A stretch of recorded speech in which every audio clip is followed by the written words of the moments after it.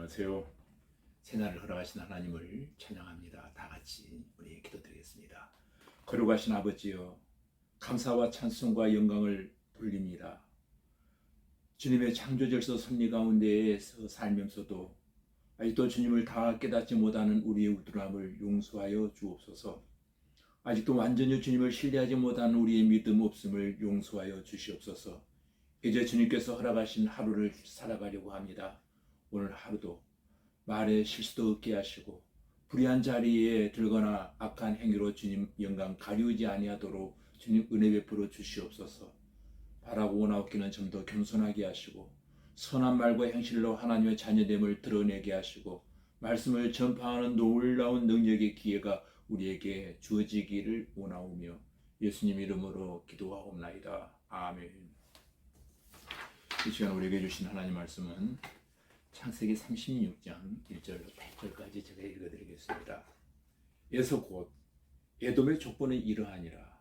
에서가 가나안 여인 중 해족 속 엘론의 딸 아다와 히족 속 시분의 딸인 아나의 딸 오홀리바마를 자기 아내로 맞이하고 또 이스마엘의 딸 느바요스의 누이 바스맛을 맞이하였더니 아다는 엘리바스를 에서에게서 낳았고 바스맛은 누이를 낳았고 오홀리바마는 여우수와 알람과 고라를 낳았으니 이들은 에서의 아들들이요 가나안 땅에서 그에게 태어난 자들이 있더라. 에서가 자기 아내들과 자기 자녀들과 자기 집의 모든 사람과 자기 가축과 자기의 모든 짐승과 자기가 가나안 땅에서 모은 모든 재물을 이끌고 그의 동생 야곱을 떠나 다른 곳으로 갔으니 두 사람의 소유가 풍부하여 함께 거주할 수 없음이로라. 그들이 거주하는 땅이 그들의 가축으로 말미암아 그들을 용납할 수 없었더라. 이에 에서 곧 에돔이 세일산에 거주하니라. 아멘. 방금 읽어드린 창세기 36장의 핵심 주제는 에서 곧 에돔의 후손들이라는 주제로 하나님의 말씀을 강론할 때 여러분 모두에게 크신 깨달음의 시간이 되어지기를 주님의 이름으로 기도드립니다. 오늘 36장은 에돔의 족보에 대하여 아주 소상하게 말씀하고 있습니다. 이삭의 두 아들 중에 장자인 에서가 하나님의 은혜를 입지 못했습니다.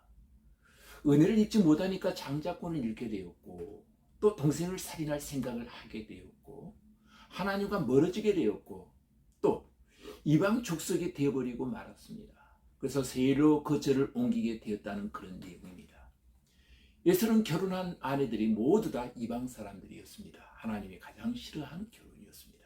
가나안 족속의 딸, 히 족속의 딸, 이스마엘의 족속의 딸들로 아내를 삼았고 그들이 섬기던 우상을 가져와서 아주 자연스럽게 우상과 친하고 가까워지고 하나님과는 상대적으로 멀어지는 결과를 가져오고 말았던 것입니다.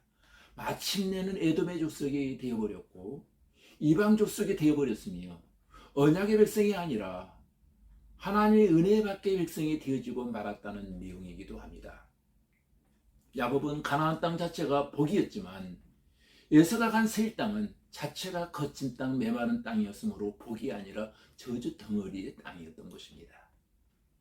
야곱의 후손 가운데는 요셉이라는 걸쭉한 애굽의 국무총리가 태어났지만 에서의 아들 중에는 아말렉이 있어서 역사적으로 하나님께 저주받은 자손의 대명사가 되어주고 말았습니다. 아말렉 자손은 출애굽 시에 이스라엘 백성들을 괴롭힌 백성들 가운데 하나잖아요. 은혜를 입게 되면 가진 것이 복이 되지만 은혜를 입지 못하면 가진 것이 흉이 되거나 저주가 되어진다라고 하는 것을 우리에게 지금 보여주고 있습니다.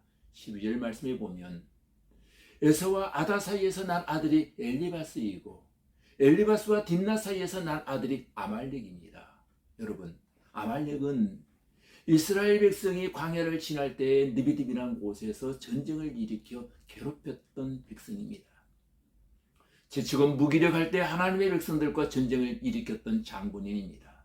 이때 모세가 손을 들면 이스라엘 백성이 승리하고 모세의 손이 내려지면 그 전쟁에서 패하는 것이었습니다.